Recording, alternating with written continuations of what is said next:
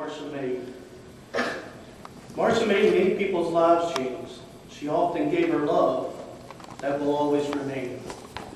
She offered her help when there seemed to be none around. She often acted silly, so there'd never be a frown. Marcia made many cards and books, so we could always look back in time. She gave me a friend named Tony I'll never leave behind. Marcia made me smile, which is the legacy she leaves behind. This is her story, from her heart to mine. The next one's entitled Nieces and Nephews. Nephews and Niece. I want to tell you how the story began. It was when her first kid was born. Her name's Leanne. Next came her only nephew. That's right, it's me, Johnny Buck, forever I'll be. A short time later, my little sister came to be. Tanya, who is now a Simone, became number 3. Christy Beth came along to make us 4. Marcia's love did not fail. She would offer much more. Many years later, after all the joy she would bring, from Tanya, her first grandnephew, Nick, is his name. Lizzie is the only grandniece, and I am proud to be her dad. But having her made Marcia TV on once again. Her love grew stronger, and 4 more grandnephews, they're all here, you see. Ryan, Jake, Aaron, and Caleb, the only ones she'll ever meet. So here it is, let me add it up. 3 nieces and 5 grandnephews, and 1 nephew and 1 grandniece. We all call her Aunt Marcia, but really she's been our second mom. You'll never be forgotten, Aunt Marcia, because all 10 of us love you. Thank you. At their house on many an occasion. They were always there for me when I needed them. Marcia was an inspiration to me with her work towards trying to lose weight, and she will be forever in my heart.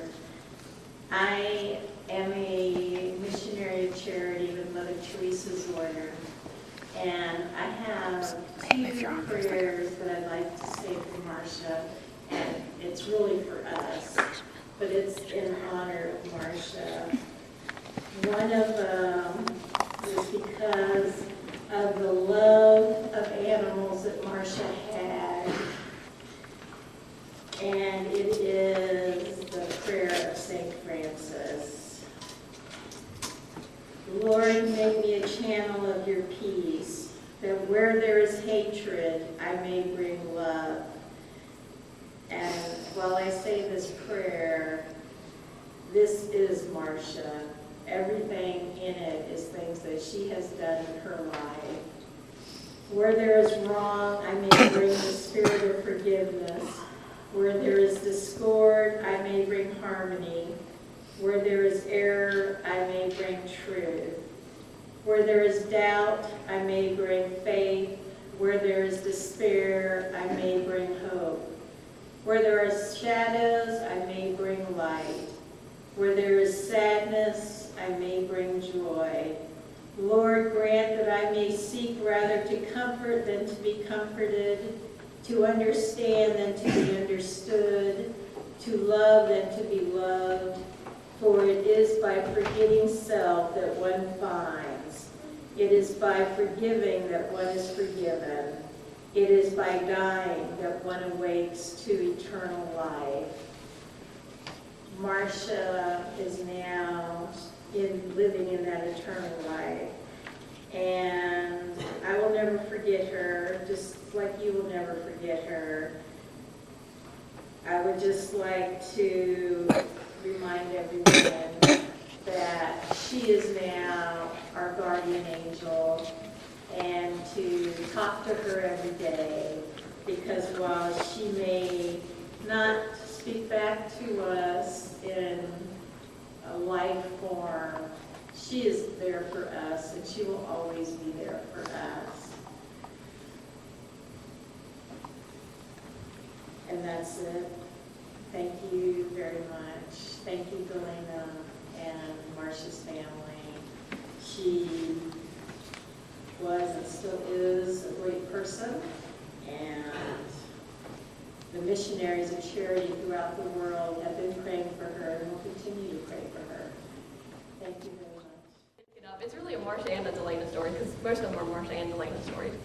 And Marcia and Delana took me to my first concert when I was 10 years old, 1984, Duran Duran. And she took Tina and me and Leanne and Tanya. And they loaded us in the back of the truck. They had a camper shell on it. I'm pretty sure it's illegal. And headed on down to Hampton Coliseum. And this was back in the day when they had general admission. They didn't have assigned seats. So it was general admission. Everybody's crowding around outside the Coliseum waiting for it to open. And somehow one door opens off to the side, and everybody just goes rushing. Well, I'm like this tall. and apparently I was about to get trampled, so I go climbing up the tallest thing next to me, which is Delana. I just climbed on top of her. But that was, we had a ball. I think we even found some pictures the other day. We were going through pictures of us dancing at Duran Duran. So that's one of a million great memories that I have of being with Marcia.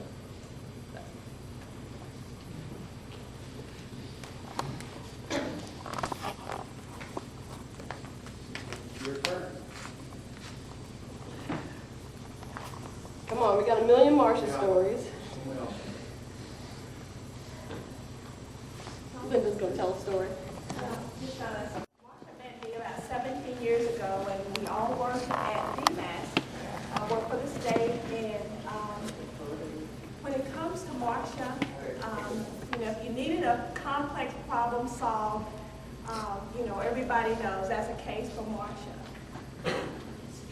If you are in town and you don't have family for the holiday and you need a place to celebrate, that's a case for Marcia. If you having trouble with your kid and you need to talk to somebody and get some advice, that's a case for Marcia. Well, one day Marcia and I were talking, and she was sharing with me a story about her family. And those of you who don't know, but I'm sure most of you do, Marcia was an auditor.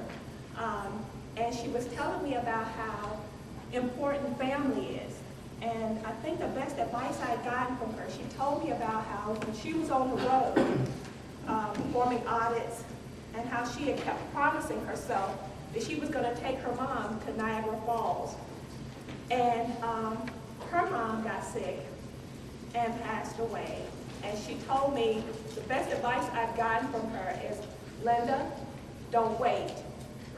As time goes on, you will find time to do other things, but you take this opportunity and you take your mom. If you want to make trips with her, we've been talking about a lot of things, but she said when it comes to family, you don't wait. You act now.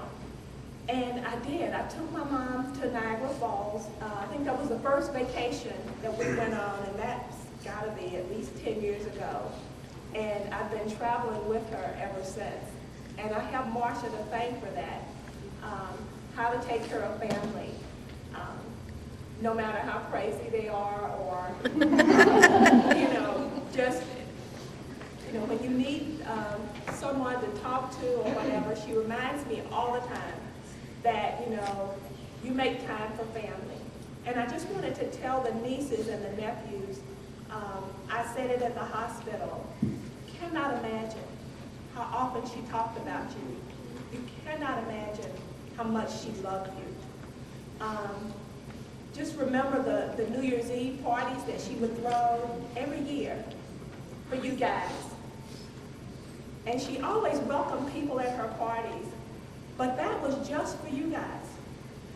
Nobody else.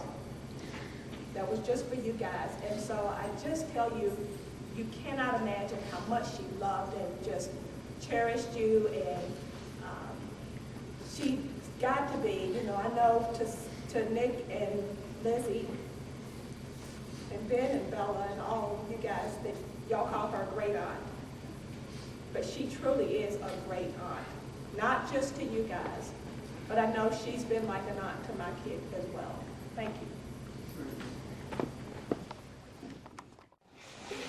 When I started working at Charlottesville schools, I needed a place to stay, and Marcia and Elaine invited me, come stay with us until you find a home. That lasted, she said, maybe a few weeks or whatever. Well, I stayed for 7 years. That's her generous spirit. Whenever I'd go back to Chester in the summer, and she'd say, yeah, come on back, that's okay, come on back. So I lived with them for 7 years. And we had a lot of good times during those 7 years. I remember during the hurricane, we put a tarp up, and the wind was blowing so badly, and we didn't even have to hook it up. Put a tarp up on the side of the screen porch, and Larry and Sharon came over, and we cooked out, we grilled out during the hurricane. And we didn't have any power. That was the thing. We had no power. So we did a lot of interesting things during that hurricane. But I used to go home on the weekends. So during the week, my job, I used to do the dishes. I took that on because I said, you know, I'm not here on the weekends to do things with you guys. So You had to pay your way somehow. I made my way, right. Anyway, they kept saying they were going to remodel the kitchen. They were going to remodel the kitchen. And we're going to get a dishwasher. Well, about 7 years later, they got a friend of theirs to build me a house. John built me a house so I could get out of their way. And they bought after I left, they remodeled the kitchen. They bought a dishwasher, and they named it, Marcia named it Terry.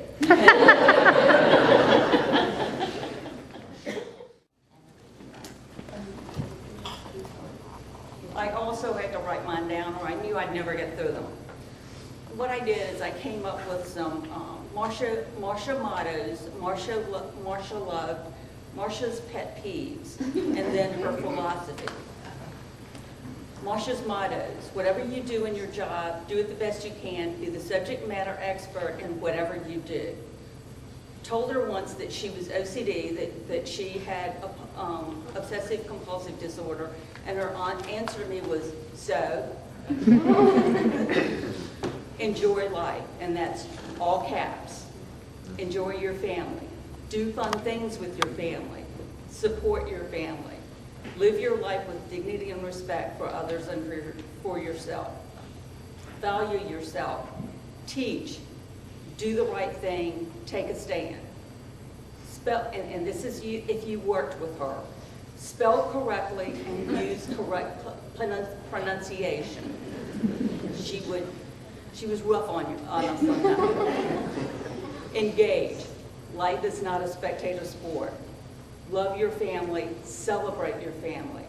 Never give up. Live your life. Things Marcia loved. She loved the color blue. She loved Christmas decorations and lights. She loved decorating for Christmas. She loved decorating for anything. She loved celebrating anything. She loved leading celebrations for anything. She loved marking milestones in her life and the lives of the people that she loved. She loved inside information. That didn't, and this is at work, that didn't mean that she shared it or its source, but she just liked knowing things. But most of all, she loved her family. Pet peeve. She hated rude driving, especially people that pulled over in front of her, or people that cut in line. And her philosophy. If she ever said anything negative about anyone, she would typically play devil's advocate and tell you why they probably did what they did. And she never stayed mad at anyone for long. She always took the high road. She made my life at work so much easier. She made the drive home so much easier on so many days. But most of all, she'd have loved that you all showed up today.